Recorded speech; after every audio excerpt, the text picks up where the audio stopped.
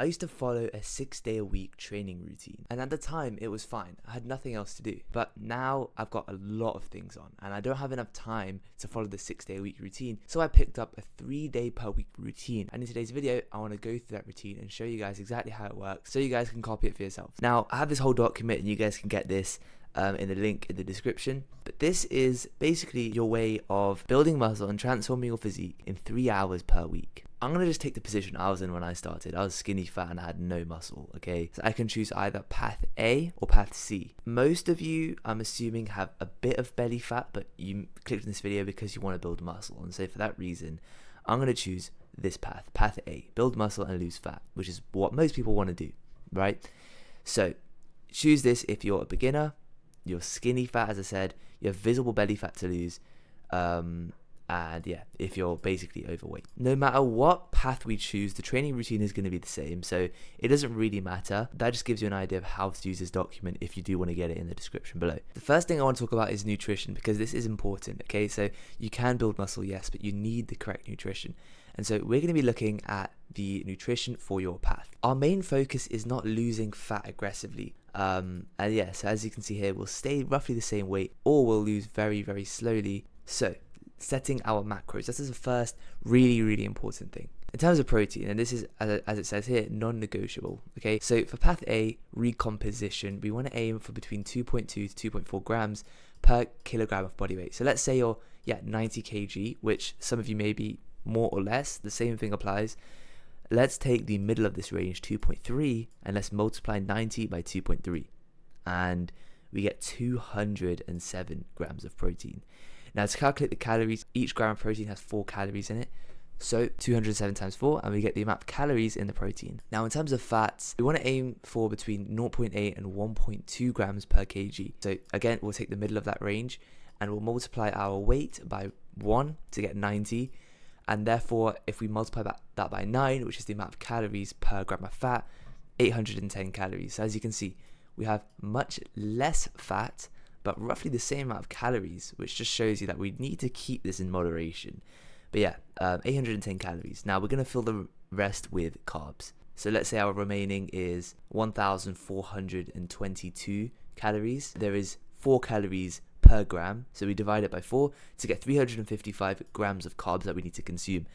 Now that's it, okay? That's the nutrition side. I want to get that done as quick as possible because I want to go to the training routine. So here is the actual workout routine. Now this is really important.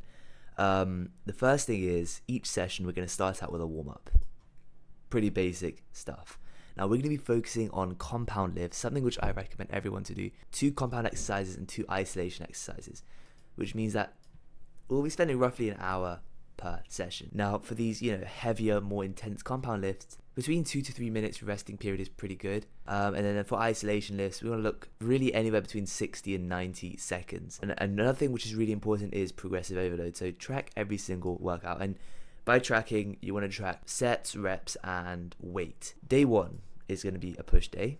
And chest, shoulders, and triceps is what we're going to be focused on. So the first thing we're going to do is incline barbell bench press. This is great for a few reasons. Number 1, it is a compound lift, but also it targets our chest, shoulders, and triceps. And not only are we doing a compound lift, but we are also saving a bunch of time because we're targeting multiple muscle groups at the same time. Here's what I'd recommend to do. I'd recommend one of these sets be a warm-up set, and then do 3 proper sets. In some cases, I even do 2 sets. However, because we're going to be training less times during the week and doing less exercises, adding the extra set will give us some extra volume. So I would recommend at least 3 sets. When you hit 8 reps on all 3 sets, we're going to either add 2.5 to 5 kg or slightly less depending on how you're feeling and how comfortable the 8th rep actually is. Next is the standing overhead press. Now this is another, again, compound lift. It's going to target your triceps, all 3 delt heads, and your core as well, which is great.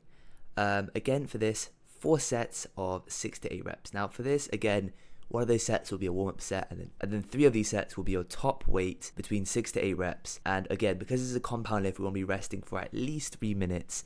I always recommend 3 minutes, but to be honest, whenever you feel ready to just do what you did, that's normally when I'd go again. And that sounds kind of like not really a proper rule. However, when you're actually training, you'll realize that there's sort of a time where you feel like you're ready to go again, and that's exactly when I'd go. Next would be cable flies. Now, this is more of an isolation exercise. But yeah, we're going to do 3 sets of 12 to 15. We're going to be looking for a higher volume here.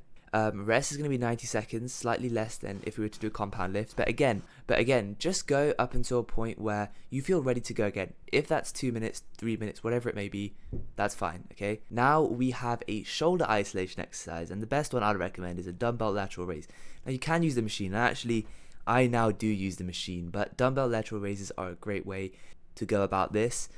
This targets the side delts and increases the shoulder width. I personally do one warm-up set with a bit of a lower weight, and then I go to the weight which I can comfortably do 12, and well, fairly comfortably do 12, and I struggle to do the 15th rep, and that's the weight I'll use to do the last 2 sets.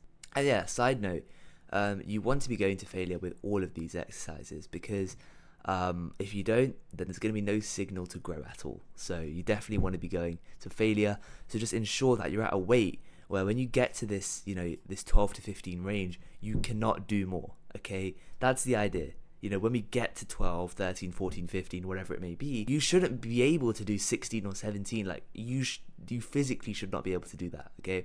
That's the point we want to get to. So use a weight and test it out, okay? No one cares. No one's watching you. Like, just try things out. Now, day 2 is pull day. This is going to be back, biceps, and rear delts, okay? Warm-up is going to be very, very similar. 5 minutes. We just want to make sure that we feel ready to go about this exercise. Our first exercise is going to be deadlifts. Now, the reason that we do deadlifts is because it works more total muscle mass than any other exercise. Bar over midfoot, shins touching, okay? Grip just outside legs, chest up, shoulders over bar, drive through the heels, squeeze glutes at the top, and then lower under control. And we're gonna, for this one, do 4 sets of 5 to 6 reps. The reason 5 to 6 is because it's a compound lift. You're gonna be going a bit heavier, and so you don't want to be doing like 15 reps. So 5 to 6 reps is good. And the progression idea is very, very similar. When you hit 6 reps on all 4 sets, add 5 kg. Next is going to be pull-ups or lat pull-downs if you can't do 6 pull-ups, okay? Because some people can't do even 1 pull-up. And I also, when I started, I know I couldn't do pull-ups. And you could do assisted pull-ups, but if you just can't do 6 pull-ups at least, lat pull-downs are going to target the exact same muscles, so you might as well do that. This targets the lats, the upper back, and the biceps. So it's a great exercise for targeting multiple muscle groups. We're going to go for 1 warm-up set and then 3 sets of 6 to 10 reps. Ideally 6 to 8, just because that allows us to go slightly heavier than if we were going to go up to 10 reps. And yeah, rest 2 to 3 minutes in between. Okay, so the next one is barbell rows, okay? Now, you can do barbell rows or you can do machine rows. I personally do machine rows because I'm able to control it a lot better, and also my back goes very, very quickly. So I just find it better to do those, but barbell rows are really, really good. It's good because it builds back thickness and it complements the width from pull-ups with thickness and detail. Again, progression idea is very, very similar. When you hit 8 to 10 reps on all 3 sets that you do, add, it says here 5 kg, whichever increment that you can add comfortably. Now we have a isolation exercise for the biceps, and we're going to go with bicep curls. Now, you can really do anything here. So you can do, preacher curls, but bicep curls are going to do the job just fine. Now, what I'd recommend for this is grabbing yourself a bench and putting your arm over the bench to a point where your arm is straight, and then doing the bicep curl rather than just doing it like mid-air, because you can't maintain the same form and you can't isolate the muscle as well. So for this 3 sets, I'd recommend 8 to 10 reps. Again, here it says 12 to 15 reps, and when this document was made, I was doing 12 to 15 reps, but I would now honestly recommend 8 to 10 reps for this exercise as well. And again, with rest, it says 60 minutes. Just rest as long as you need. The whole point of rest is so that we can go back and do the exercise again, okay? So if we're resting for like a set amount of time and we're not ready, then there's no good resting in that case. We may as well just go straight back into it, you know what I mean? So the main thing again is going to be here, the squeeze at the top, and then a controlled relaxation. When you hit 8 to 10 reps on all 3 sets, increase the weight. Now with dumbbells, normally you might go from, I don't know, 10 to like 12.5 to 15 to 17.5. So you can't increase it by 1 kg. And so it might be harder to progress week by week. But maybe with stuff like this, where your increments are slightly higher, maybe 2-3 kg, you may want to progress every 2 weeks or every 3 weeks. Or maybe you just add an extra rep. That's another way of progression. And finally, day 3, legs. We're going to be doing squats. This targets the quads, the glutes, the hamstrings, and the core. One warm-up set, because with things like this, with these compound lifts, it's very important that we warm up, because a lot of the muscles, especially like when we're doing stuff like squats with weight attached, it can f the back up.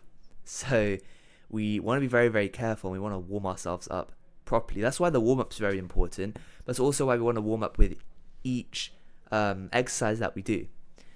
So 1 warm-up set and then 3 sets of 6 to 8 reps with a longer rest of 3 to 4 minutes. Just because the reason I've said 3 to 4 minutes for this is because it's a harder exercise to complete. It's a lot more straining, it's a lot more tiring, and that's why. Next is leg press. You can't go wrong with leg press. This targets the quads and the glutes. Leg press is again very, very tiring, and therefore it says rest 90 seconds. I'd rest for double this amount, if not more. 3 sets of 12 to 15 reps. And we do this because we can safely push the quads to failure after heavy squats. So some people like to do 6 to 8 reps with their leg press because they like to go really, really heavy. But we've just gone heavy with our squats. And so we don't want to go heavy again. What we want to do is push our muscles to failure after doing, really, really heavy exercise. And that's why I recommend slightly higher reps. So we can push the muscle to failure comfortably. When you hit 15 reps on all 3 sets, add 10 to 20 kg. Again, this may take some time, especially if the increments are high like this, and so you may want to progress every 2 weeks instead, which is absolutely fine, okay? This is something which takes a lot of time, okay? Standing calf raises. Again, this targets the calves, and the reason we do this is because not many of the exercises I've talked about are actually able to target the calves as like a secondary muscle. Like, these don't get targeted. So again, I like higher volume with this. So I'd say 4 sets of 15 to 20.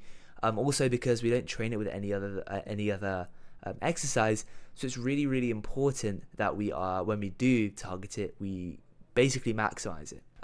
So calves need direct work with high reps and full range of motion to grow. Full stretch, okay, so full stretch. Pause at the bottom, rise as high as possible on the toes, and then squeeze calves hard at the top.